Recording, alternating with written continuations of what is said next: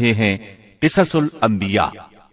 अब हम जिक्र शुरू करते हैं आदम अलैहिस्सलाम का।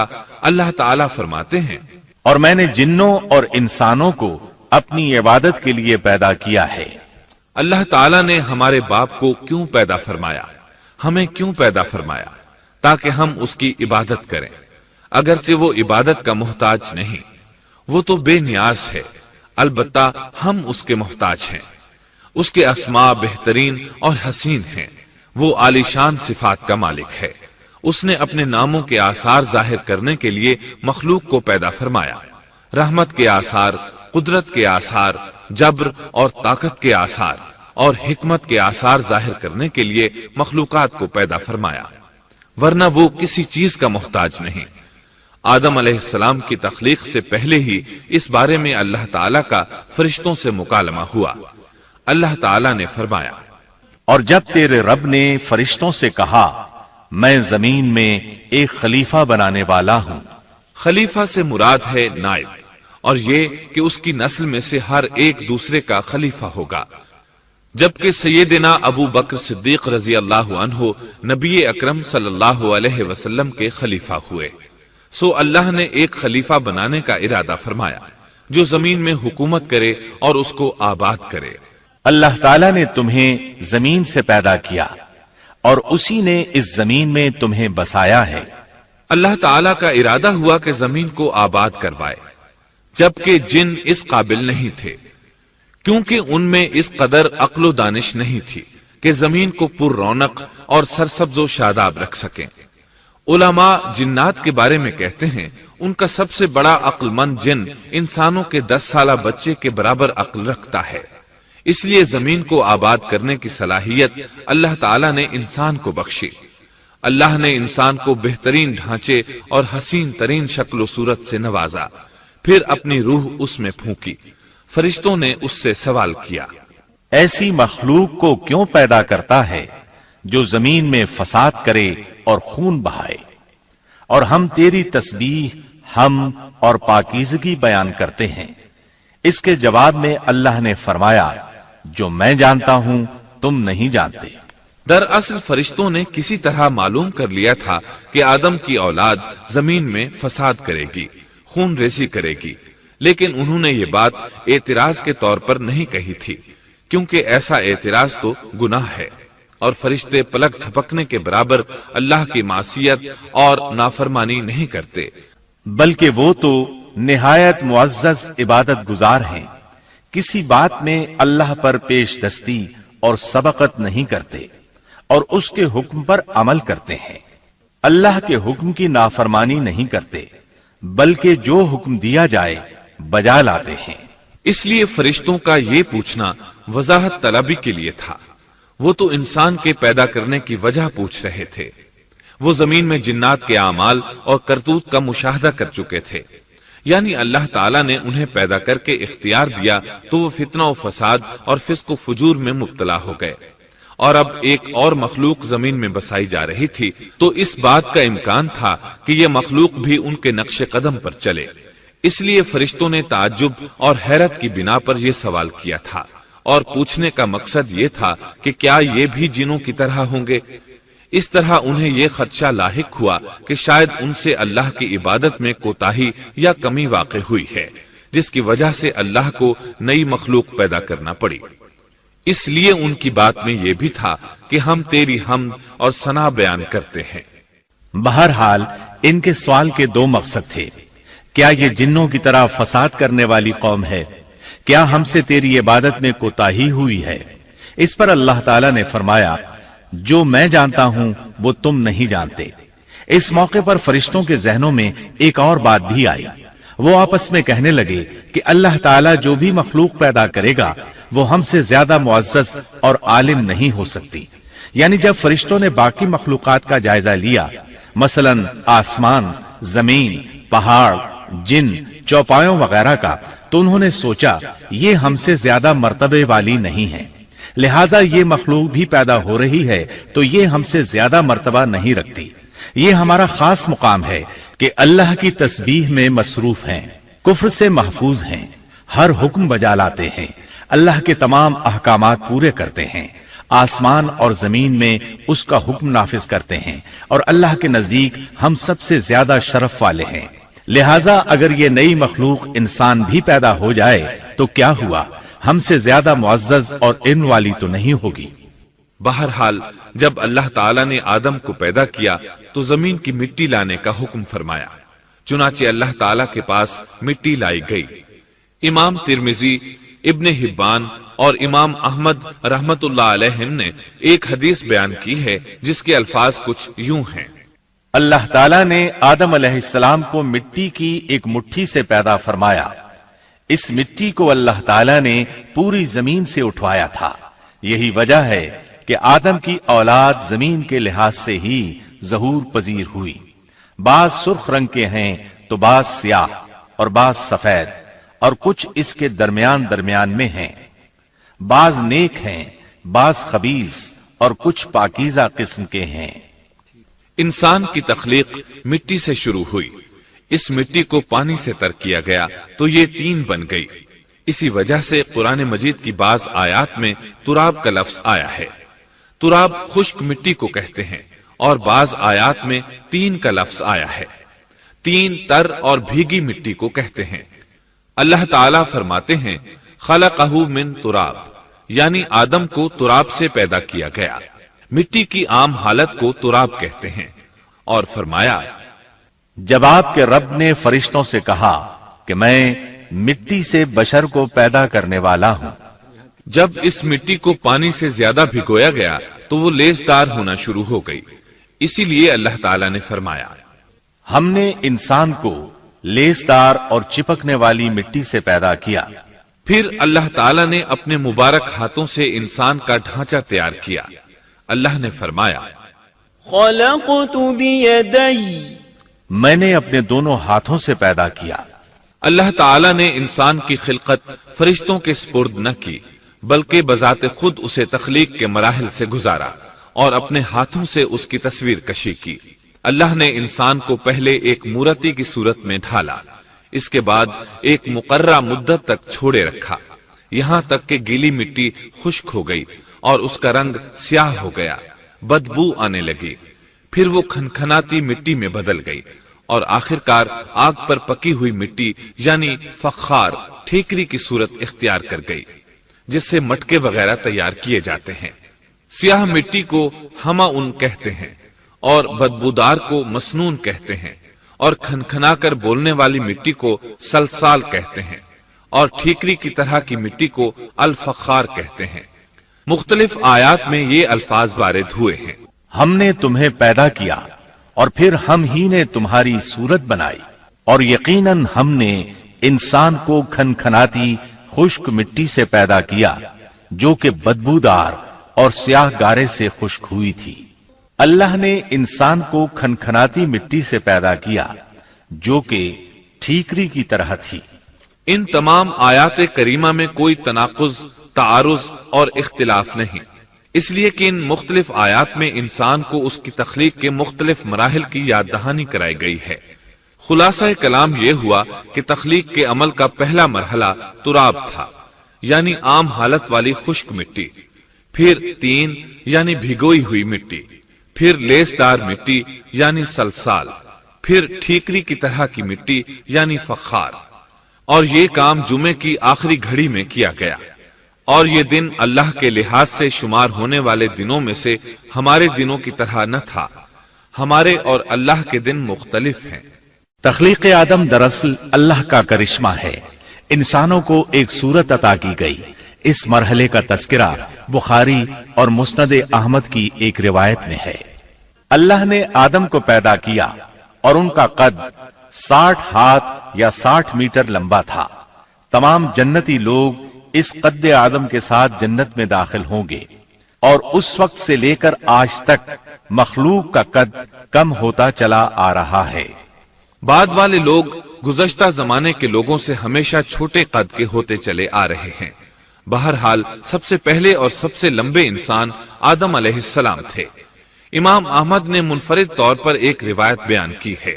اس میں رسول اکرم صلی اللہ علیہ وسلم نے آدم علیہ السلام کی لمبائی 60 ہاتھ یعنی 60 میٹر اور چوڑائی 7 ہاتھ بیان فرمائی ہے۔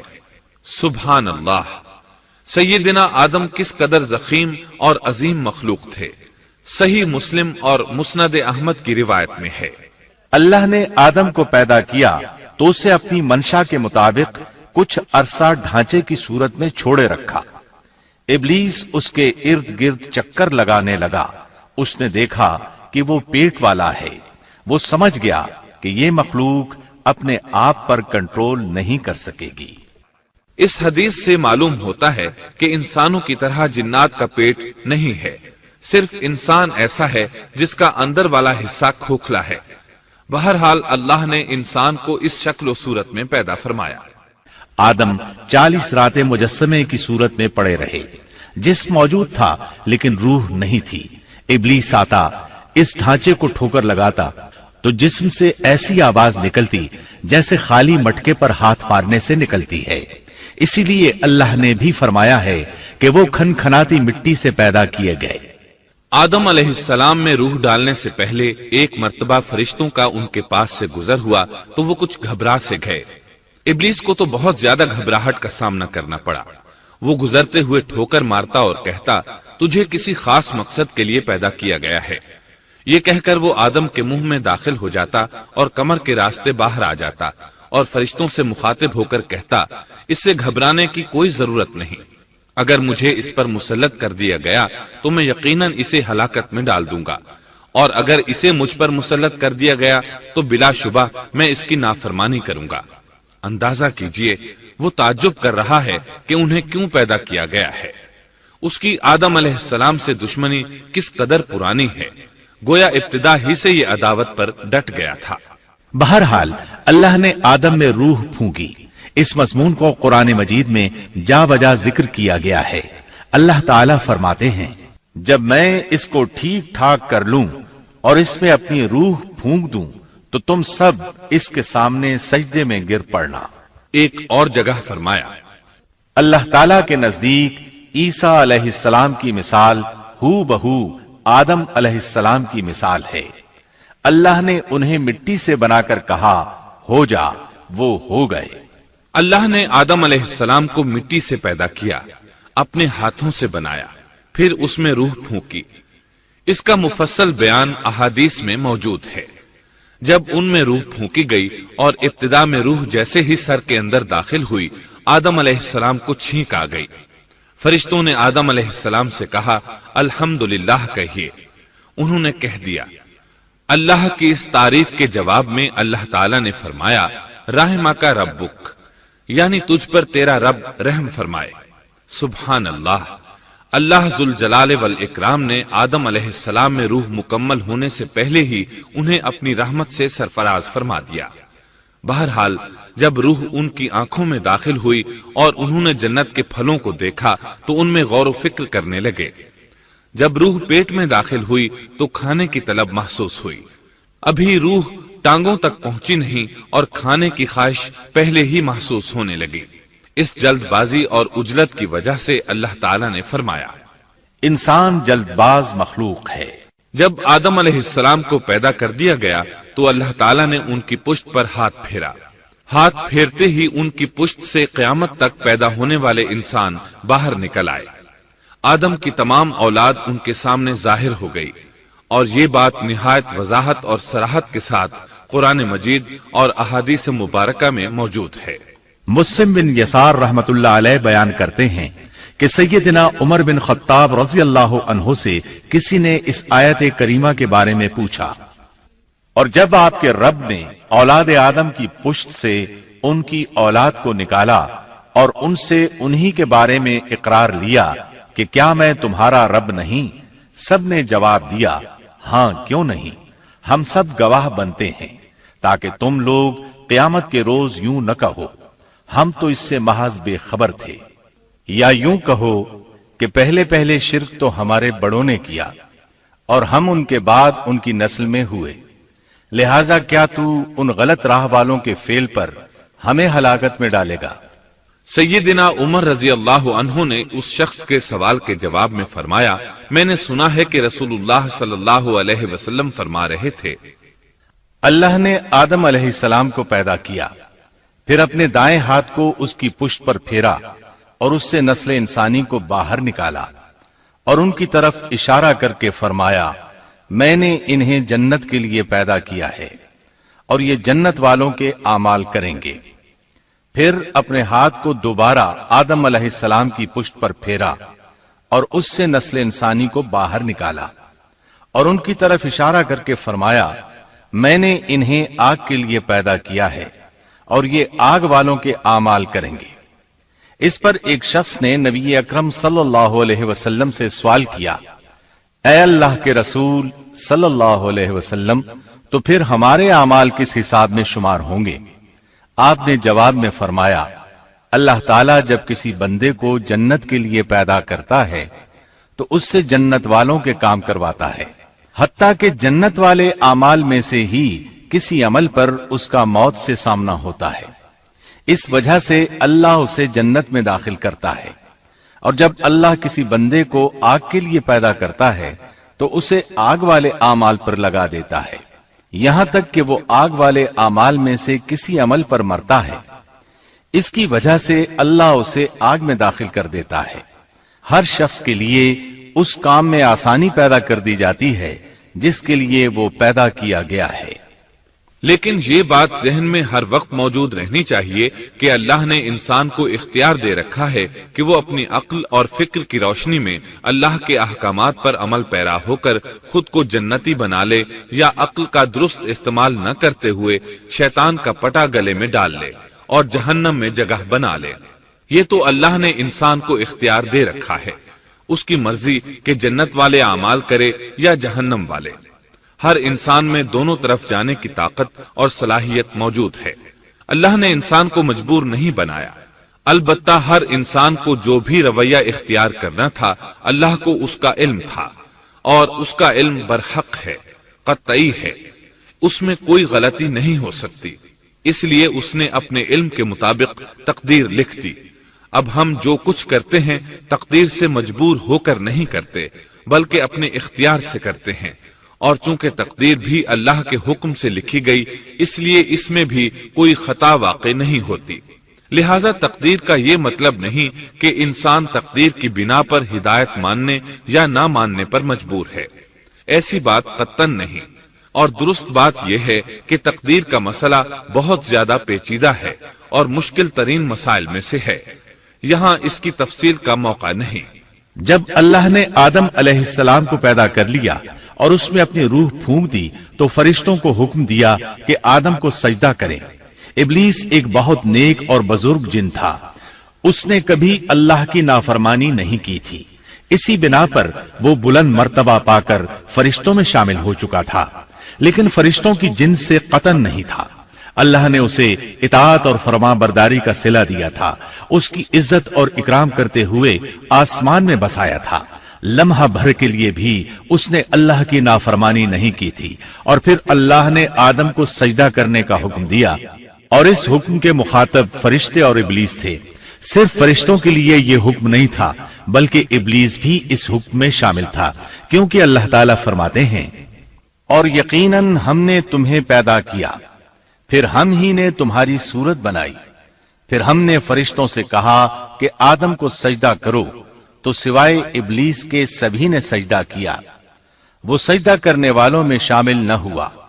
اللہ تعالیٰ نے فرمایا، تجھے کس چیز نے سجدے سے روک دیا جبکہ میرا حکم تیرے لیے بھی تھا؟ تو اس سے ثابت ہوا اس حکم میں فرشتوں کے ساتھ ابلیس بھی شامل تھا، کیونکہ قرآن میں اذ امرتک کے الفاظ ہیں۔ اس کا مطلب ہے کہ میں نے تجھے حکم دیا تھا، اور پھر ابلیس نے جواب میں یہ نہیں کہا کہ تو نے تو مجھے حکم ہی نہیں دیا تھا، بلکہ اس نے سجدہ نہ کرنے کی وجہ یہ بتائی۔ اس نے کہا، میں سجدہ کیوں کروں، میں اس سے بہتر ہوں، اس لیے کہ تو نے مجھے آگ سے پیدا کیا اور اسے مٹی سے۔ اللہ نے حکم دیا، تو اس سے نیچے اتر جا۔ غرض جب ابلیس نے نافرمانی کی، سرکشی اور تکبر کا مظاہرہ کیا تو اس وقت اللہ تعالیٰ اور اس کے درمیان مکالمہ ہوا۔ اللہ نے اس کی سرکشی دیکھ کر اسے سزا دیتے ہوئے فرمایا، اس جنت سے اتر جا، تجھے کوئی حق حاصل نہیں کہ تو اس جنت میں رہ کر تکبر کرے۔ ابلیس نے جواب میں کہا، مجھے قیامت کے دن تک مہلت دے دیجئے، یعنی اتنی لمبی عمر دے دیجئے کہ میں قیامت تک زندہ رہوں، موت نہ آئے۔ اللہ نے فرمایا، تجھے مہلت دے دی گئی، لیکن ایک وقت مقررہ تک۔ اور جب شیطان اس طرف سے مطمئن ہو گیا کہ اسے مہلت مل گئی، تب اس نے کہا، چونکہ تو نے مجھے گمراہ کر دیا ہے، اس وجہ سے میں قسم کھاتا ہوں کہ میں انسانوں کی گمراہی کے لیے تیرے سیدھے راستے پر بیٹھ جاؤں گا، پھر ان کے آگے سے، ان کے پیچھے سے، ان کے دائیں سے، ان کے بائیں سے، ان کے پاس آؤں گا، اور آپ ان میں سے اکثر لوگوں کو شکر گزار نہیں پائیں گے۔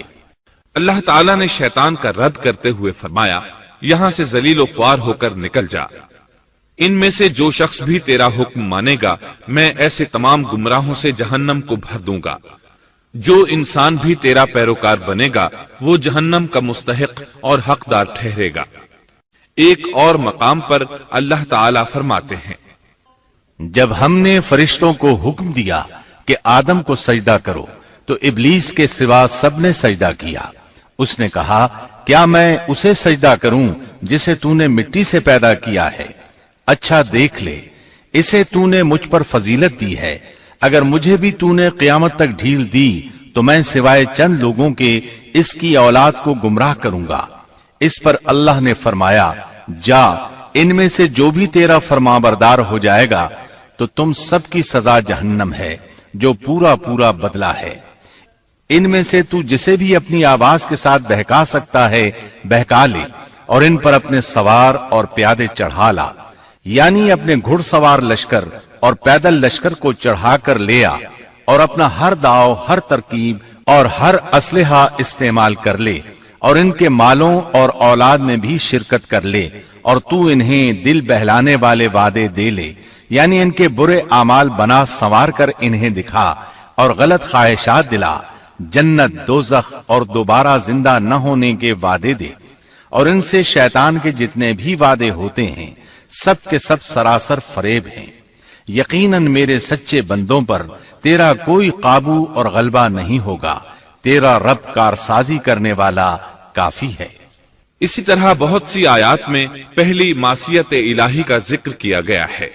سب سے پہلا نافرمان ابلیس ملعون تھا۔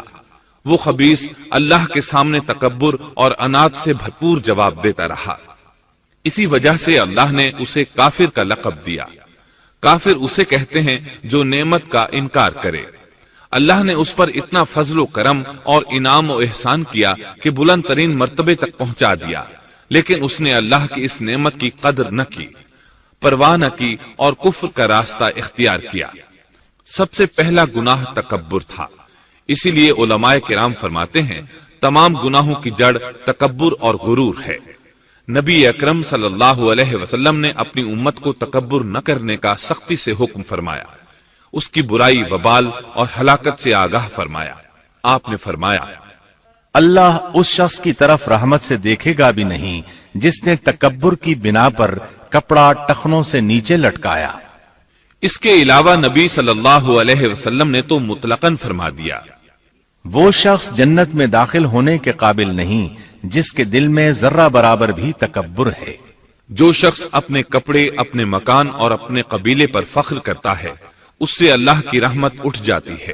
اسی لیے نبی صلی اللہ علیہ وسلم نے جب اپنے صحابہ کرام کو دیکھا کہ مہاجر صحابی انصار صحابہ کے خلاف اور انصاری صحابی مہاجرین صحابہ کے خلاف آواز لگا رہے ہیں تو آپ نے فرمایا، اس جاہلیت والی پکار کو چھوڑو، یہ بہت بدبودار ہے۔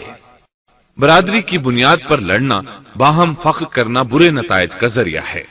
گناہوں کی بنیاد بھی تکبر ہے، اس لیے ہر مومن کو چاہیے کہ اپنے نوکر، خادم، ملازم یا کسی بھی مسکین پر کبھی بھی فخر و غرور کا اظہار نہ کرے، کیونکہ یہی اللہ کی سب سے پہلی نافرمانی وجود میں آئی تھی۔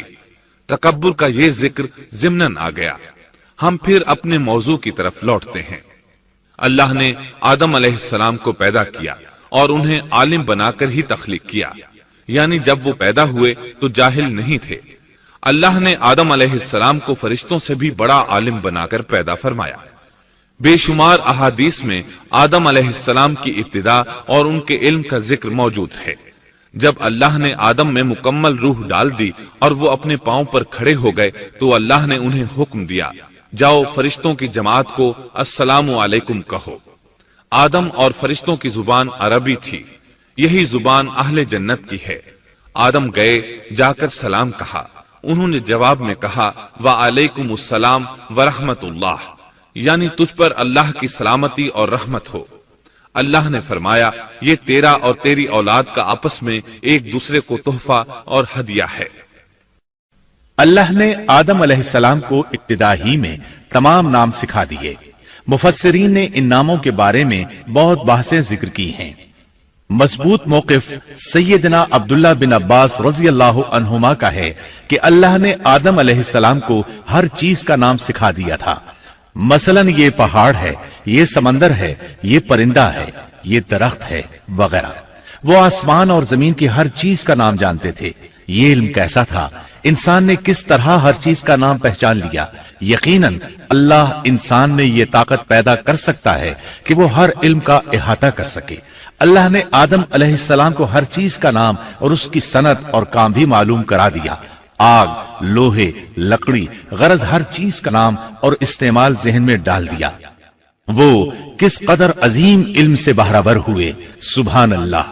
بہرحال اللہ نے آدم علیہ السلام کو صرف شکل و صورت اور تخلیق ہی میں بلند مرتبہ عطا نہیں کیا تھا، بلکہ عقل و علم کے لحاظ سے بھی بلند درجے اور مقام پر فائز کیا تھا، جیسا کہ اللہ تعالیٰ فرماتے ہیں اللہ نے آدم علیہ السلام کو ہر چیز کا نام سکھا دیا، پھر ان چیزوں کو فرشتوں پر پیش کیا۔ مجھے ان چیزوں کے نام بتاؤ اگر تم سچے ہو۔ مطلب یہ کہ تم اپنے دعوے میں کہاں تک سچے ہو؟ جب آدم کی تخلیق ہوئی تو تم نے کہا تھا اللہ جو چاہے پیدا کر لے، قسم ہے وہ ہم سے زیادہ معزز اور عالم نہیں ہوگا۔ اس دعوے میں اگر تم سچے ہو تو ذرا ان اشیاء کے نام تو بتاؤ۔ اللہ تعالیٰ نے آدم علیہ السلام کا زیادہ معزز ہونا، مکرم ہونا اور علم و معرفت والا ہونا واضح کرنے کے لیے فرشتوں کو حکم دیا کہ آدم علیہ السلام کو سجدہ کریں۔ یہ سجدہ تعظیمی تھا، عبادت والا سجدہ نہیں تھا۔ سجدہ تعظیمی پہلے وقتوں میں جائز تھا، لیکن اب حرام ہے۔ اسی لیے تو یعقوب علیہ السلام، ان کی بیوی اور 11 بیٹوں نے یوسف علیہ السلام کو سجدہ کیا تھا۔ بہرحال فرشتوں نے آدم علیہ السلام کو سجدہ کیا۔ اس سے معلوم ہو جاتا ہے کہ کون زیادہ عزت اور عظمت والا ہے۔ یقیناً آدم علیہ السلام زیادہ شرف اور منزلت کے حقدار ٹھہرے۔ جب اللہ تعالیٰ نے ان کی عزت، تکریم اور تعظیم ثابت فرما دی، تب علم و معرفت میں ان کی برتری ثابت کرنے کے لیے فرمایا اگر تم اپنے قول میں سچے ہو تو ان چیزوں کے نام بتاؤ۔ تب فرشتوں نے کہا، فرشتے کہنے لگے اے اللہ تو پاک ہے، ہمیں تو صرف اتنا ہی علم ہے جتنا تو نے ہمیں سکھا رکھا ہے، مکمل حکمت و علم والا تو ہی ہے۔ اللہ تعالیٰ نے آدم علیہ السلام سے فرمایا اے آدم تم ان فرشتوں کو ان چیزوں کے نام بتاؤ۔ آدم ہر چیز کا نام بتانے لگے، کسی جگہ بھی انہوں نے غلطی نہیں کی۔ جب انہوں نے فرشتوں کو تمام چیزوں کے نام بتا دیے تو اللہ تعالیٰ نے فرشتوں کو مخاطب کر کے کہا کیا میں نے تمہیں پہلے ہی نہیں کہہ دیا تھا کہ زمین اور آسمان کا غیب میں ہی جانتا ہوں، اور میرے علم میں ہے جو تم ظاہر کر رہے ہو اور جو چھپا رہے ہو۔ یہاں ذہن میں سوال ابھرتا ہے کہ فرشتے کیا چھپا رہے تھے؟ وہ راز والی بات یہی تھی کہ اللہ ہم سے زیادہ معزز اور عالم مخلوق پیدا نہیں کرے گا۔ اس کے بعد اللہ تعالیٰ نے اما حوا کو پیدا فرمایا۔ انہیں آدم علیہ السلام کے فوراً بعد پیدا نہیں فرمایا، بلکہ آدم علیہ السلام نے کافی عرصہ جنت میں تنہا بسر کیا، اور حدیث میں ہے کہ وہ وحشت محسوس کرتے تھے، تنہائی کو شدت سے محسوس کرنے لگے تھے۔ آخرکار ایک روز جب وہ سو رہے تھے تو اللہ تعالیٰ نے ان کی بائیں پسلی سے اما حوا علیہ السلام کو پیدا فرمایا اور آدم علیہ السلام کا ہم سفر بنا دیا۔ اللہ فرماتے ہیں اے لوگو اپنے اس پروردگار سے ڈر جاؤ جس نے تم سب کو ایک ہی جان سے پیدا کر ڈالا اور اس جان یعنی آدم علیہ السلام سے ان کی بیوی کو پیدا کیا۔ آدم علیہ السلام کے وجود ہی سے حوا کا وجود بنایا گیا، وہ کوئی الگ مخلوق نہیں تھی۔ جب آدم علیہ السلام بیدار ہوئے تو انہوں نے اپنے قریب ایک عورت کو بیٹھے دیکھا، پوچھنے لگے تم کون ہو؟ حوا علیہ السلام نے کہا عورت۔ آدم علیہ السلام نے پھر پوچھا تجھے کس لیے پیدا کیا گیا ہے؟ وہ بولی آپ کے لیے، تاکہ آپ مجھ سے سکون اور انس حاصل کریں۔ جب فرشتوں نے آدم علیہ السلام کو ایک عورت سے باتیں کرتے دیکھا تو کہنے لگے اب ایک اور نئی مخلوق پیدا کی گئی ہے۔ آدم علیہ السلام نے ان مخلوقات کا نام تو بتا دیا تھا جو مشہور و معروف تھیں، ان کا نام پوچھنا چاہیے۔ انہوں نے آدم علیہ السلام سے سوال کیا، انہوں نے فوراً جواب دیا حوا، اس لیے کہ اللہ نے تو آپ کو ہر چیز کا نام سکھا دیا تھا۔ فرشتوں نے کہا ان کا نام حوا کیوں رکھا گیا ہے؟ آدم علیہ السلام نے جواب دیا اس لیے کہ اسے ایک زندہ چیز سے پیدا کیا گیا ہے، حیات کی نسبت سے حوا نام رکھا گیا۔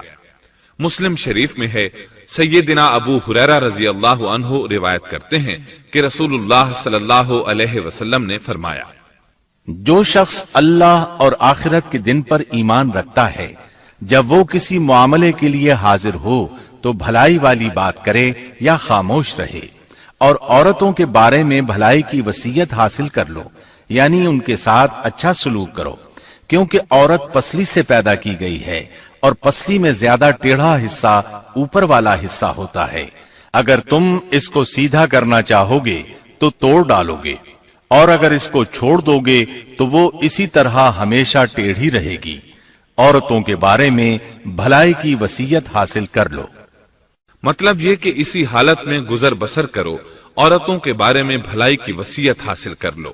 اس حدیث کا مطلب یہ ہے کہ عورتوں پر جبر کر کے زبردستی ان کی طبیعت کو بدلا نہیں جا سکتا، اور عورت ذات کو نہایت نرمی اور پیار سے رکھو۔ ان کی طبیعتوں میں ٹیڑھا پن ہے، وہ کبھی جذبات سے مغلوب ہو جاتی ہے اور عقل کھو بیٹھتی ہے۔ اگر کوئی اسے سیدھا کرنا چاہے تو اس سے لا تعلقی، دوری اور طلاق کی نوبت آ جائے گی۔ اگر اسے چھوڑ دو گے تو ٹیڑھا پن برقرار رہے گا۔ مرد کو بہت حوصلے سے اس صورتحال کو سنبھالنا چاہیے۔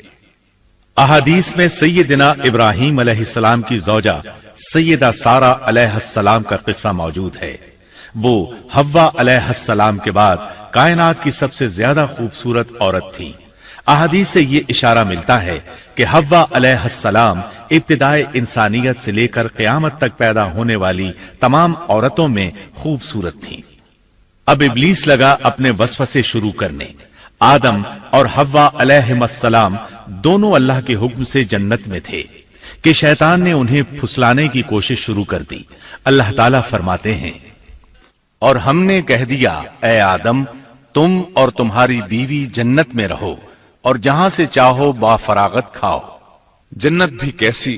اللہ فرماتے ہیں وہ جنت کہ جس کی چوڑائی ہی آسمانوں اور زمین کے برابر ہے۔ سو اس جنت میں سے جو چاہو سو کھاؤ، کچھ بھی منع نہیں سوائے ایک درخت کے، چنانچہ ارشاد ہوا اور ہم نے کہا اے آدم تم اور تمہاری بیوی جنت میں رہو، پھر جس جگہ سے چاہو با فراغت کھاؤ اور اس درخت کے پاس مت جاؤ ورنہ ظالموں میں سے ہو جاؤ گے۔ ایک اور جگہ فرمایا اور جب ہم نے فرشتوں سے کہا کہ آدم کو سجدہ کرو تو ابلیس کے سوا سب نے سجدہ کیا۔ ابلیس نے انکار کیا تو ہم نے کہا اے آدم یہ تیرا اور تیری بیوی کا دشمن ہے، خیال رکھنا ایسا نہ ہو کہ وہ تم دونوں کو جنت سے نکلوا دے اور تو مصیبت میں پڑ جائے۔ یہاں تو تجھے آرام ہے، نہ تو بھوکا ہے اور نہ ننگا، اور نہ تو یہاں پیاسا ہوتا ہے، نہ دھوپ سے تکلیف اٹھاتا ہے۔ گویا اللہ نے سیدنا آدم علیہ السلام کو وسوسے سے پہلے ہی خبردار کر دیا تھا۔ ان آیات سے یہ بھی پتا چلا کہ انسان سے ابلیس کی عداوت اور دشمنی ابتدا ہی سے چلی آ رہی ہے، اور یہ بھی ثابت ہوا کہ جو لوگ کہتے ہیں کہ انسان ابتدا میں ننگا تھا ان کا قول صحیح نہیں، اس لیے کہ اللہ تعالیٰ نے جنت میں بھی آدم علیہ السلام پر لباس رکھا اور زمین میں بھی لباس نازل کر دیا۔ جیسا کہ اللہ تعالیٰ فرماتے ہیں، اے آدم کی اولاد، ہم نے تم پر لباس کو نازل کیا جو تمہاری شرمگاہوں کو چھپاتا ہے اور زینت کا سبب بھی ہے، اور تقوی کا لباس اس سے بھی بہتر ہے۔ لہذا آدم ابتدا میں ننگے نہیں تھے، انہیں تو ننگے پن کا علم ہی نہیں تھا، نہ ہی ان کی بیوی کو برہنہ ہونے کا علم تھا۔ اللہ نے آدم علیہ السلام کو کامل نعمتوں سے نوازا، بھوک نہ پیاس، یہاں تک کہ پیاس کے اسباب سے بھی محفوظ، نہ گرمی اور نہ دھوپ، پھر بے انتہا حسن و جمال، مشقت نہ تکلیف، بدبختی نہ بدقسمتی۔ آدم اور حوا علیہ السلام کے دلوں میں وسوسہ ڈالنے کے بارے میں بھی قرآن نے روشنی ڈالی ہے۔ پھر شیطان نے ان دونوں کے دلوں میں وسوسہ ڈالا۔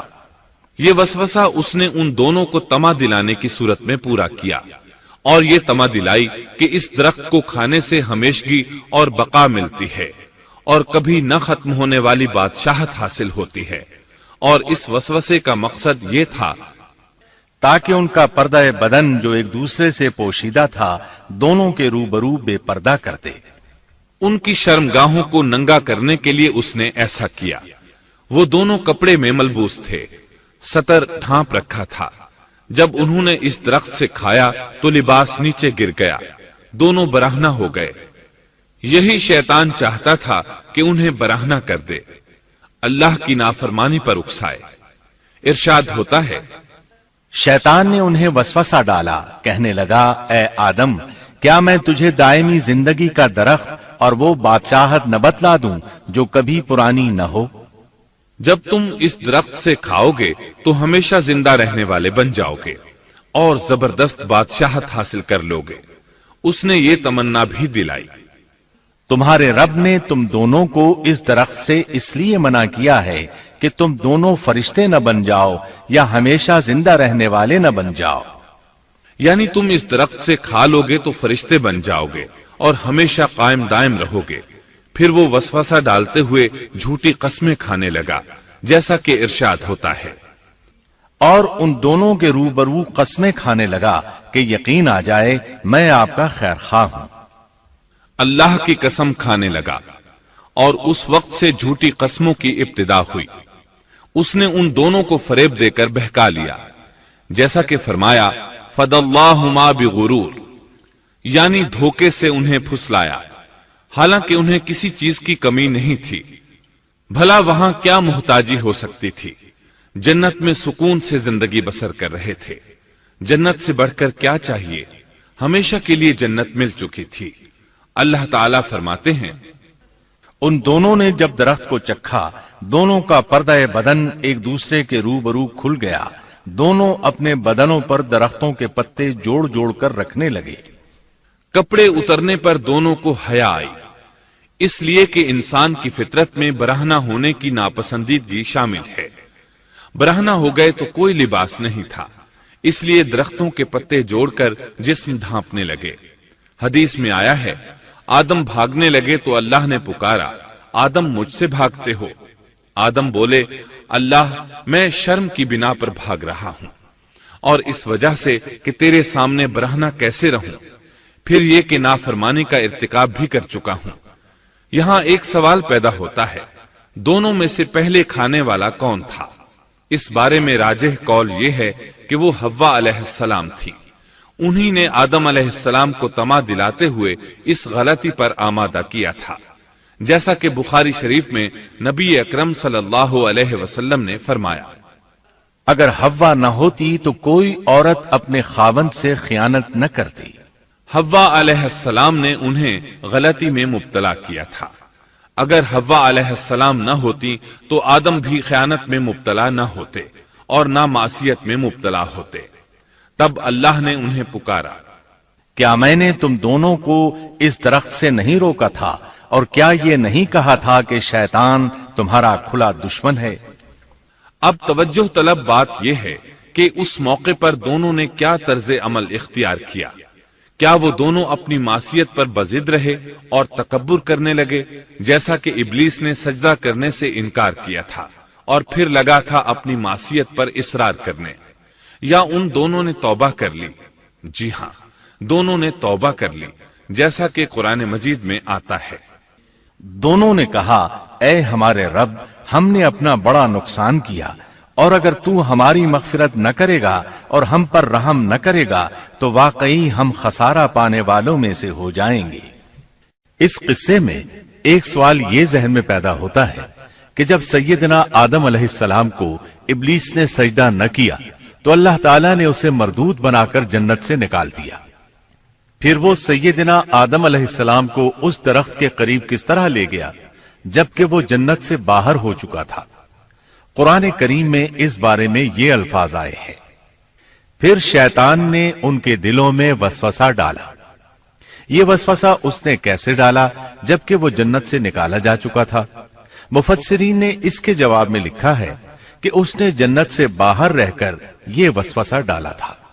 جیسے آج کل تار اور بغیر تار کے آواز کو دور دراز علاقوں تک پہنچایا جا سکتا ہے، ایسے ہی شیطان نے اپنی طاقت سے یہ وسوسہ ان کے دلوں تک پہنچایا۔ لگے ہاتھوں ابلیس کی حقیقت بھی سن لیں۔ ابلیس کے لفظی معنی انتہائی مایوس کے ہیں۔ یہ راندہ درگاہ ہونے کے بعد ہمیشہ ہمیشہ کے لیے اللہ کی رحمت سے مایوس ہو گیا تھا، اس لیے اسے یہ لقب ملا، ورنہ روایات کی روح سے اس کا اصل نام عزازیل تھا۔ پہلے یہ جنات میں سے تھا، اپنے رب تعالی کی اطاعت سے نکل کر ابلیس ہوا۔ اس کا علم ناقص تھا، مزاج ناپاک تھا، وہ غرور اور تکبر میں مبتلا ہو گیا تھا۔ یہاں یہ بات بھی ذہن نشین کر لیں کہ انبیاء خطا اور گناہ سے پاک ہوتے ہیں، ان پر اللہ تعالی کی مستقل حفاظت اور نگرانی قائم رہتی ہے۔ اگرچہ انبیاء بھی انسان ہوتے ہیں اور تمام انسانی تقاضے انہیں لاحق ہوتے ہیں، لیکن ان کے عمل اور ارادے میں کسی قسم کی بدی اور شر کا عمل دخل قطعاً نہیں ہوتا۔ ان کا ہر قول اور عمل بلکہ ہر حرکت اور سکون کی حالت بھی انسانیت کے لیے بہترین نمونہ ہوتے ہیں۔ البتہ بشر ہونے کی وجہ سے بھول کا امکان ہوتا ہے، تاہم بھول ہو جانے کی صورت میں انہیں فوراً ہی خبردار کر دیا جاتا ہے۔ بھول ہو جانا بشری طبیعت کا خاصہ ہے، اللہ تعالیٰ نے ہر انسان کی فطرت میں یہ چیز رکھی ہے۔ انبیاء سے بھول چوک ہو جانے میں بھی اللہ تعالیٰ کی کئی ایک حکمتیں پوشیدہ ہیں۔ مثلا بہت سی قومیں اپنے نبیوں کے معجزات دیکھ کر ان میں ربوبیت کی صفات کی قائل ہو گئی، یہاں تک کہ بعض قوموں نے اپنے نبیوں کو اللہ یا اللہ کا بیٹا بھی جانا۔ جب انبیاء سے بھول اور لغزشیں ہوئیں تب گویا لوگوں پر یہ واضح کیا گیا کہ یہ الہ نہیں ہے، الہ ہوتے تو کس طرح ان سے بھول ہو سکتی تھی۔ اس سے یہ بتانا بھی مقصد تھا کہ انبیاء انسان ہی ہوتے ہیں، کوئی ماورائی مخلوق نہیں ہوتے۔ سیدنا آدم علیہ السلام کے واقعے پر غور کرنے سے یہ حقیقت مزید واضح ہو جاتی ہے کہ سیدنا آدم علیہ السلام کی یہ لغزش گناہ نہیں تھی۔ ممنوع درخت کا پھل کھاتے ہی سیدنا آدم علیہ السلام اور اماں حوا کا لباس اتر گیا تھا۔ اس لباس کے بارے میں مفسرین نے لکھا ہے کہ وہ لباس دراصل نور کا تھا، یعنی وہ جنت کا خاص لباس تھا جو صرف اسی عالم میں پہنا جا سکتا ہے۔ اللہ تعالیٰ نے اپنے فضل و کرم سے جنت میں ان کی ستر پوشی کا انتظام فرما دیا۔ اللہ کا حکم ہوا، جنت سے اتر جاؤ، تم آپس میں ایک دوسرے کے دشمن ہوگے اور تمہارے واسطے زمین میں رہنے کی جگہ ہے اور ایک وقت تک نفع حاصل کرنا ہے۔ فرمایا تم وہیں زندگی بسر کرو گے اور وہیں مرو گے اور وہیں سے دوبارہ نکالے جاؤ گے۔ قرآن مجید کے دیگر مقامات میں بھی اس قصے کی تفصیل موجود ہے۔ مثلاً فرمایا، اور اس سے قبل ہم نے آدم سے ایک عہد لیا تھا مگر وہ بھول گئے اور ہم نے ان میں کوئی عزم نہیں پایا۔ اللہ تعالیٰ فرماتے ہیں، اور جب ہم نے فرشتوں سے کہا آدم کو سجدہ کرو تو ابلیس کے سوا سب نے سجدہ کیا، اس نے صاف انکار کر دیا، تو ہم نے کہا اے آدم یہ تیرا اور تیری بیوی کا دشمن ہے، خیال رکھنا ایسا نہ ہو وہ تم دونوں کو جنت سے نکلوا دے اور تو مصیبت میں پڑ جائے۔ یہاں تو تجھے یہ آرام ہے کہ نہ تو بھوکا ہوتا ہے اور نہ ننگا، اور نہ تو یہاں پیاسا ہوتا ہے اور نہ دھوپ سے تکلیف اٹھاتا ہے۔ لیکن شیطان نے اسے وسوسے میں ڈال دیا، کہنے لگا میں آپ کو دائمی زندگی کے درخت اور وہ بادشاہت بتلاؤں جو کبھی پرانی نہ ہو۔ چنانچہ ان دونوں نے اس درخت سے کھایا، پس ان کے ستر کھل گئے اور وہ بہشت کے پتے اپنے اوپر چپکانے لگے۔ آدم نے اپنے رب کی نافرمانی کی، پس بہک گیا۔ پھر اس کے رب نے نوازا، اس کی طرف توجہ فرمائی اور اس کی رہنمائی کی۔ حکم ہوا تم دونوں یہاں سے اتر جاؤ، تم آپس میں ایک دوسرے کے دشمن ہو۔ اب تمہارے پاس جب کبھی میری طرف سے ہدایت پہنچے تو جو میری ہدایت کی پیروی کرے نہ تو وہ بہکے گا نہ تکلیف میں پڑے گا، ہاں جو میری یاد سے روگردانی کرے گا اس کی زندگی تنگی میں رہے گی اور بروز قیامت ہم اسے اندھا کر کے اٹھائیں گے۔ آدم علیہ السلام زمین پر اترے اور اپنے رب سے توبہ کے کلمات سیکھ لیے۔ وہ کلمات یہ ہیں: اے ہمارے رب، ہم نے اپنا نقصان کیا، اور اگر تو نے ہم پر مغفرت و رحمت نہ فرمائی تو ہم خسارہ اٹھانے والوں میں سے ہو جائیں گے۔ آدم علیہ السلام زمین پر اترے اور ان کے ساتھ حوا علیہ السلام بھی اتری، اور ان کے ساتھ ہی ابلیس کو بھی اتارا گیا۔ یہ کس جگہ پر اترے اس بارے میں اختلاف پایا جاتا ہے، لیکن ابن عباس رضی اللہ عنہ کی بات راجح محسوس ہوتی ہے کہ آدم علیہ السلام کو ہند میں اور حوا علیہ السلام کو جدے میں اتارا گیا۔ جب آدم علیہ السلام اتر آئے تو حوا علیہ السلام کی تلاش شروع کر دی، زمین میں ان کی تلاش میں سرگرداں ہوئے۔ آخر کار میدان عرفات میں دونوں کی ملاقات ہو گئی۔ چونکہ میدان عرفات میں دونوں نے ایک دوسرے کی معرفت حاصل کی تھی اور ان کا آپس میں تعارف ہوا تھا، لہٰذا اسی مناسبت سے اس میدان کا نام عرفات مشہور ہو گیا۔ پھر اللہ تعالیٰ نے زمین کے اندر انسانوں کو پھیلانا شروع کیا اور زمین کو مردوں اور عورتوں سے آباد کر دیا۔ امام طبری رحمت اللہ علیہ بیان کرتے ہیں کہ حوا علیہ السلام نے آدم علیہ السلام کے لیے 20 ولادتوں میں 40 بچوں کو جنم دیا۔ ہر بار 2 بچوں کو جنم دیتی تھی، ایک لڑکا ہوتا ایک لڑکی۔ سب سے پہلا جوڑا قابیل اور اس کی بہن قمیم کا تھا۔ پھر انسانوں کی افزائش شروع ہوئی، آبادی میں اضافہ ہونے لگا۔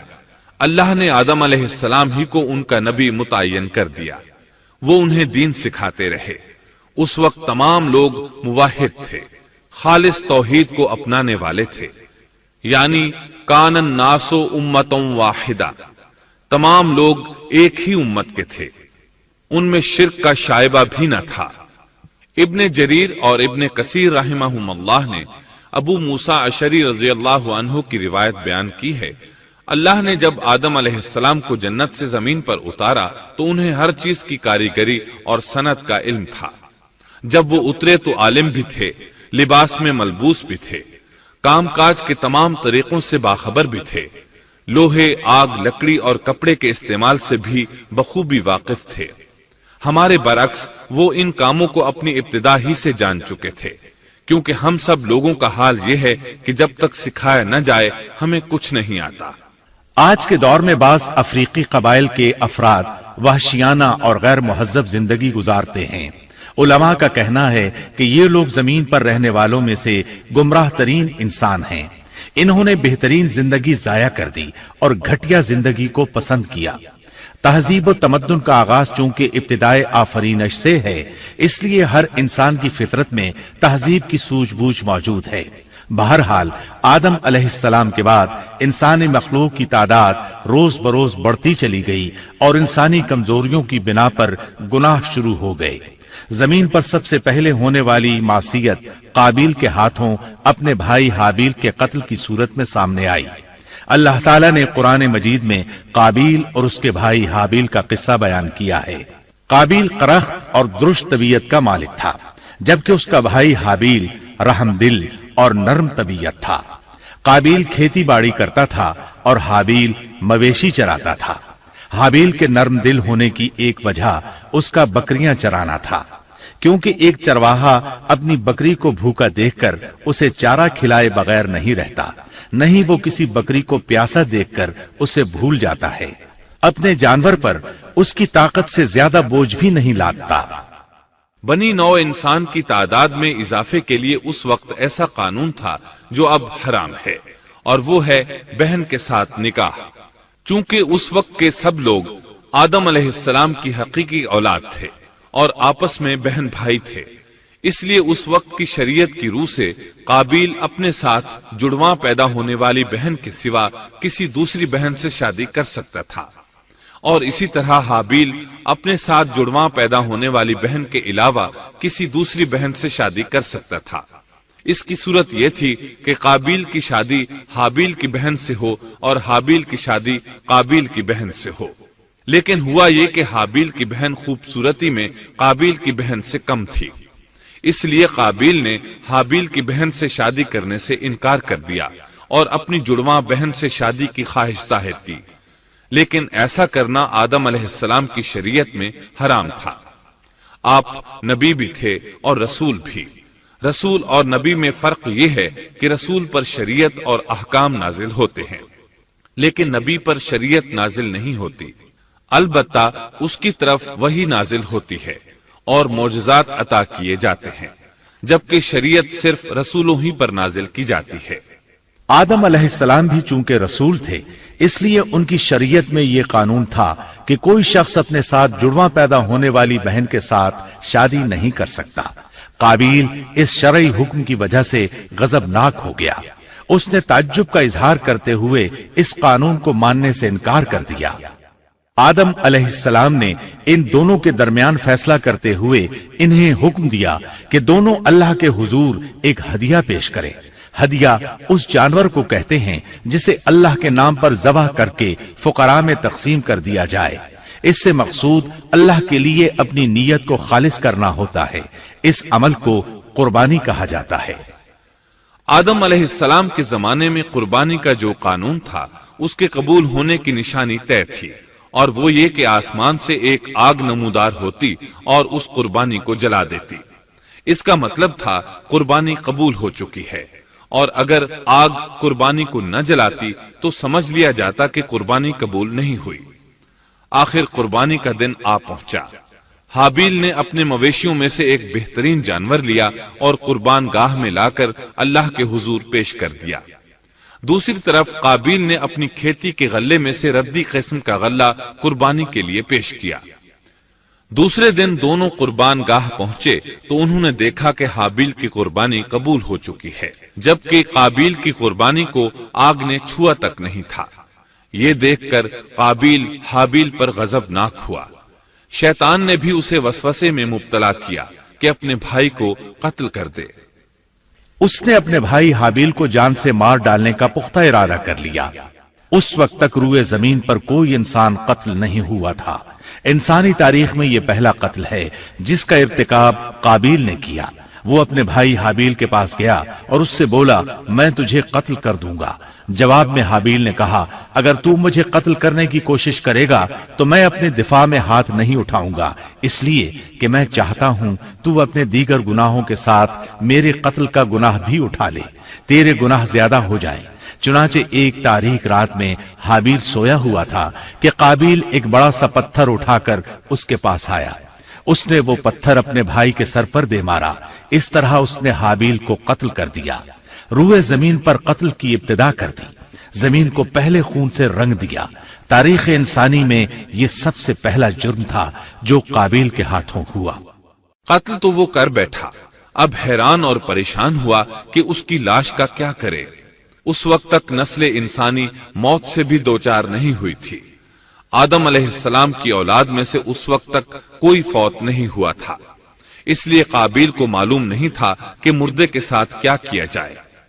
اسی کشمکش کے عالم میں اس نے بھائی کی لاش کو کمر پر اٹھا لیا اور چل پڑا۔ چلا جا رہا تھا کہ اللہ نے 2 کوے بھیجے۔ دونوں کوے آپس میں لڑ پڑے، ایک نے دوسرے کو ہلاک کر دیا۔ اب زندہ کوا مٹی کھودنے لگا۔ اس طرح اس نے ایک گڑھا تیار کر لیا، مردہ کوے کو اس میں رکھا اور اوپر مٹی ڈال دی۔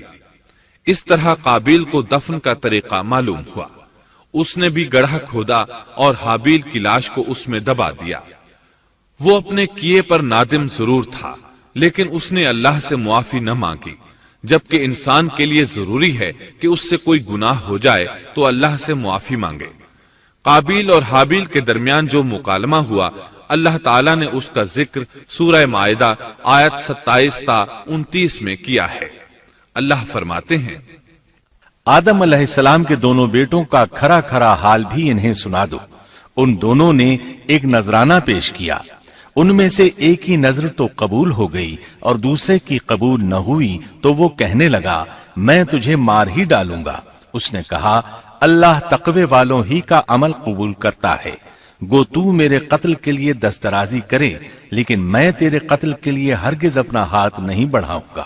میں تو اللہ تعالی پروردگار عالم سے خوف کھاتا ہوں، میں تو چاہتا ہوں کہ تو میرا گناہ اور اپنا گناہ اپنے سر پر رکھ لے اور دوزخیوں میں شامل ہو جائے، ظالموں کا یہی بدلہ ہے۔ اس کا مطلب یہ تھا کہ تیرے اور گناہوں کے ساتھ میرے قتل کا گناہ بھی تیرے ذمہ لگے اور تو ظالموں میں سے ہو جائے۔ حابیل کے قتل کے بعد قابیل پر جو گزری اس کا ذکر اللہ نے سورہ مائدہ آیت 30 اور 31 میں کیا ہے۔ پس اسے اس کے نفس نے اپنے بھائی کے قتل پر آمادہ کر دیا اور اس نے اسے قتل کر ڈالا، اس سے وہ نقصان والوں میں سے ہو گیا۔ پھر اللہ تعالیٰ نے ایک کوے کو بھیجا جو زمین کھود رہا تھا، تاکہ اسے دکھائے کہ وہ کس طرح اپنے بھائی کی ناش کو چھپا سکتا ہے۔ وہ کہنے لگا ہائے افسوس، کیا میں ایسا کرنے سے بھی گیا گزرا ہو گیا کہ اس کوے کی طرح اپنے بھائی کی لاش کو دفنا دیتا۔ پھر تو بڑا ہی پشیمان اور شرمندہ ہوا۔ امام احمد، ترمذی اور ابو داود نے سیدنا سعد بن ابی وقاص رضی اللہ عنہ سے روایت کی ہے کہ انہوں نے سیدنا عثمان رضی اللہ عنہ کی شہادت کے فتنے کے وقت فرمایا، میں گواہی دیتا ہوں کہ رسول اکرم صلی اللہ علیہ وسلم نے فرمایا تھا، ایک بہت بڑا فتنہ رونما ہوگا، اس میں بیٹھنے والا کھڑے ہونے والے سے بہتر ہوگا اور کھڑا ہونے والا چلنے والے سے بہتر ہوگا اور چلنے والا دوڑنے والے سے بہتر ہوگا۔ کسی نے کہا اگر کوئی میرے گھر میں داخل ہو کر میری طرف ہاتھ بڑھائے تاکہ وہ مجھے قتل کر دے تو آپ صلی اللہ علیہ وسلم نے فرمایا تو آدم علیہ السلام کے بیٹے کی طرح قتل ہو جا، یعنی اس فتنے میں قتل ہو جانا، حابیل کی سنت پر عمل کرتے ہوئے خود ہاتھ نہ اٹھانا، قاتل کہلانے کی بجائے مقتول ہونے کو پسند کرنا۔ اسی طرح مسند احمد کی ایک روایت میں ہے، رسول اللہ صلی اللہ علیہ وسلم نے فرمایا دنیا میں جب بھی کوئی ظلم سے قتل ہوتا ہے تو اس کا گناہ آدم علیہ السلام کے پہلے بیٹے قابیل کی گردن پر ضرور ہوتا ہے، اس لیے کہ وہ پہلا شخص ہے جس نے ظالمانہ قتل کی ابتدا کی اور یہ ناپاک طریقہ جاری کیا۔ اس حدیث سے اس جرم کی نوعیت کا بخوبی اندازہ ہوتا ہے کہ اللہ تعالیٰ نے اس کو صرف ایک قتل قرار نہیں دیا بلکہ اس کو ایک گھناؤنی حرکت قرار دیا۔ قیامت تک آنے والے لوگ جو اس گناہ کے مرتکب ہوں گے ان کا کچھ گناہ قابیل کے حساب میں ڈالا جائے گا۔ حابیل کو قتل کرنے کے بعد قابیل نے اپنی بیوی کو ساتھ لیا اور دور دراز نرم زمین کے پاس جا کر رہائش پذیر ہو گیا اور آدم علیہ السلام کے سامنے تک نہ ہوا۔ آدم علیہ السلام پہاڑوں کے قریب ایک بستی میں رہ رہے تھے، یہ ان سے بہت دور جا بسا تھا۔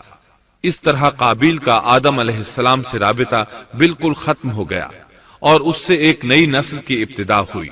فحاشی اور اریانی کو ان کے ہاں عروج حاصل تھا۔ عبادت یہ لوگ اگرچہ اللہ ہی کی کرتے تھے لیکن آدم علیہ السلام کی شریعت کے خلاف بے حیائی کے دل دادا تھے۔ تقوی کی قلت، احکام الہی کی نافرمانی اور فحاشی کا فروغ ان کے شب و روز کا معمول تھا۔ اس کے بعد لوگ دو گروہوں میں تقسیم ہو گئے، شریر اور برے لوگ قابیل کے ساتھ مل گئے اور آدم علیہ السلام کے دیگر بیٹے اور نیک لوگ آدم علیہ السلام کے ساتھ مل گئے۔ آدم علیہ السلام 960 سال زندہ رہے۔ ان کی کل عمر تو 1000 سال تھی لیکن 40 سال کم کر دی گئی۔ سیدنا ابو ہریرہ رضی اللہ عنہ بیان کرتے ہیں کہ رسول اللہ صلی اللہ علیہ وسلم نے فرمایا، جب اللہ نے آدم علیہ السلام کو پیدا فرمایا تو ان کی پیٹھ پر ہاتھ پھیرا، इस तरह क़यामत तक जितने इंसान पैदा होने वाले थे उनकी रूहें वजूद में आ गईं। फिर हर इंसान की आंखों के दरमियान एक नूर रखकर आदम अलैहिस्सलाम के सामने पेश किया। उन्होंने पूछा, या अल्लाह, ये कौन है? अल्लाह ने फरमाया, ये तेरी औलाद है। इनमें से एक की पेशानी की चमक आदम अलैहिस्सलाम को बहुत अच्छी लगी। उन्होंने पूछा, या अल्लाह, ये कौन है? जवाब मिला, ये तेरी औलाद में से बहुत दूर जाकर हैं। इनका नाम दाऊद है। पूछा, इनकी उम्र कितनी है? फरमाया, 60 साल। आदम अलैहिस्सलाम कहने लगे, या अल्लाह, 40 साल मेरी उम्र में से इनकी उम्र में शामिल कर दे। इस सिलसिले में दूसरी रिवायत यूं आई है, जब आदम अलैहिस्सलाम की रूह कब्ज करने के लिए फरिश्ता आया तो वो कहने लगे, मेरी उम्र में तो अभी 40 साल बाकी हैं। उस वक्त उनकी उम्र 960 साल थी। अंबिया अपनी उम्र से वाकिफ होते हैं। फरिश्ते ने कहा, क्या आपको याद नहीं, आपने अपनी उम्र के 40 साल अपनी औलाद दाऊद को हिबा कर दिए थे। रसूलुल्लाह सल्लल्लाहु अलैहि वसल्लम ने फरमाया, चूंकि आदम अलैहिस्सलाम ने इनकार किया तो उनकी औलाद भी इनकार की आदी है। आदम अलैहिस्सलाम खुद भूल गए, उनकी औलाद भी भूलती है। आदम अलैहिस्सलाम ने खता की, उनकी औलाद भी खता करती है। हाबील के कत्ल के बाद अल्लाह ताला ने आदम और हव्वा अलैहिस्सलाम को इसका नेमुल बदल अता किया। इसका नाम उन्होंने शीस रखा। शीस का मतलब है अल्लाह का दिया हुआ तोहफा। हाबील के कत्ल पर आदम और हव्वा अलैहिस्सलाम दोनों बहुत गमगीन हुए, इसलिए अल्लाह ने बदले में उन्हें शीस अलैहिस्सलाम अता फरमाए। सैयदना अबू ज़र ग़िफ़ारी रज़ी अल्लाह अन्हु से मरवी एक सही हदीस में है कि रसूलुल्लाह सल्लल्लाहु अलैहि वसल्लम ने फरमाया, अल्लाह ताला ने 104 सहीफे नाजिल फरमाए। उनमें से 50 सहीफे शीस अलैहिस्सलाम पर नाजिल हुए। इन सहीफों में ऐसे कवानीन, उसूल और ज़ाबिते थे जिनसे इंसानियत की जिंदगी मुनज़्ज़म होती है। शीस अलैहिस्सलाम ने आदम अलैहिस्सलाम से इल्म हासिल किया, लेकिन आदम अलैहिस्सलाम का तमाम इल्म वो हासिल न कर सके, इसलिए कि आदम अलैहिस्सलाम ने बिल मुशाफहा अल्लाह ताला से इल्म हासिल किया था और बहुत सी अशिया का इल्म अल्लाह ताला ने उन्हें सिखा दिया था। इसलिए वो तमाम उलमा से बढ़कर आलिम थे। शीस अलैहिस्सलाम ने आदम अलैहिस्सलाम से उलूम सीख कर लोगों को सिखाए। लोगों ने उनसे मुख्तलिफ उलूम, फुनून और पेशे सीखे। उन्हें शहरों में रहने सहने के बारे में तालीम दी। दिन रात के हिसाबात से उन्हें आगाह किया और उन्हें बताया कि किन औकात में वो अल्लाह की इबादत करें और इबादत के तरीके उन्हें सिखाए। अहादीस में इसकी वजाहत मिलती है। इमाम अहमद रहमतुल्लाह अलैह बयान करते हैं कि अबू ज़मा सादी कहते हैं कि उन्होंने मदीने में एक शेख को लोगों से कलाम करते देखा तो उनके मुतालिक पूछा, ये कौन शख्स है? लोगों ने बताया कि ये उबई बिन काब रज़ी अल्लाहु अन्हु हैं। बड़े सहाबा में उनका शुमार होता है। तमाम मुसलमानों से बढ़कर कुरान और उसकी तफसीर के आलिम हैं। अबू ज़मा फरमाते हैं कि उबई बिन काब रज़ी अल्लाहु अन्हु उस वक्त ये वाक़या बयान कर रहे थे कि जब आदम अलैहिस्सलाम की वफात का वक्त करीब आया तो उन्होंने अपने बेटों से फरमाया, मेरा जन्नत के फल खाने को जी चाहता है। जन्नत के फल दुनियावी फलों जैसे ही होते हैं। सेब, अनार, अंगूर ये सब जन्नत में मौजूद थे। जन्नत के और दुनिया के फलों में फर्क ये है कि दुनियावी फल बदबूदार हो जाते हैं, जबकि जन्नती फल कभी बदबूदार नहीं होते। इसी तरह दुनियावी फलों का जायका आर्जी होता है, जबकि जन्नती फलों का जायका हमेशा बरकरार रहता है। इसलिए आदम अलैहिस्सलाम ने चाहा कि वो जन्नत के फल खाएं। चुनाचे उनके बेटे तलाश में निकल गए। उन्होंने अपने साथ कुल्हाड़े, कुदालें और टोकरियां ले ली। रास्ते में उन्हें फरिश्ते मिले। उनके पास आदम अलैहिस्सलाम का कफन और खुशबू वगैरह थी। उन्होंने पूछा, आदम के बेटो, किस चीज की तलाश में हो? कहां जा रहे हो? उन्होंने जवाब में कहा, हमारे वालिद मरीज हैं, उन्हें जन्नत के फलों की ख्वाहिश है। फरिश्ते उनके सामने इंसानी शक्ल में आए थे। उनकी बात सुनकर बोले, वापस जाओ, तुम्हारे वालिद फौत होने के करीब हैं। अब उनमें इतनी ताकत नहीं रही कि फल खा सकें। जब फरिश्ते आदम अलैहिस्सलाम की रूह कब्ज करने के लिए आए تو हव्वा अलैहिस्सलाम ने उन्हें पहचान लिया। वो बुलंद आवाज से आदम अलैहिस्सलाम को पुकारने लगी, उनके साथ चिमड़ गईं। आदम अलैहिस्सलाम बोले, मुझसे अलग हो जाओ, पहले भी मुझे तुम्हारी वजह से मुसीबत पहुंची थी, मेरे और मेरे रब के फरिश्तों के दरमियान से हट जाओ। फिर फरिश्तों ने आदम अलैहिस्सलाम की रूह कब्ज की, उन्हें गुस्ल दिया, कफन पहनाया, खुशबू लगाई, आपकी कब्र खोदी। फिर उन्होंने आदम अलैहिस्सलाम की नमाज जनाजा अदा की। उसके बाद उन्हें कब्र में उतारा, फिर ऊपर मिट्टी डाल दी और बोले, आदम के बेटो, तुम्हारे लिए यही तरीका है। उस वक्त तक लोग कफन दफन के अहकामात से वाकिफ नहीं थे। उन्हें इल्म न था कि काबिल ने अपने भाई को कैसे दफन किया था, इसलिए फरिश्तों को भेजा गया ताकि तदफीन का तरीका बता दें। तो इस तरह इंसान को दफन करने का तरीका मालूम हुआ जो फरिश्ते लेकर आए थे। आदम अलैहिस्सलाम ने अपनी 960 साल की मुकम्मल जिंदगी में सिवाय उस दरख्त का फल खाने के और कोई खता नहीं की। ये था हमारे बाप सैयदिना आदम अलैहिस्सलाम का उसवा और सीरत तैयबा का हाल। आपकी वफात के 1 साल बाद हव्वा अलैहिस्सलाम भी वफात पा गईं।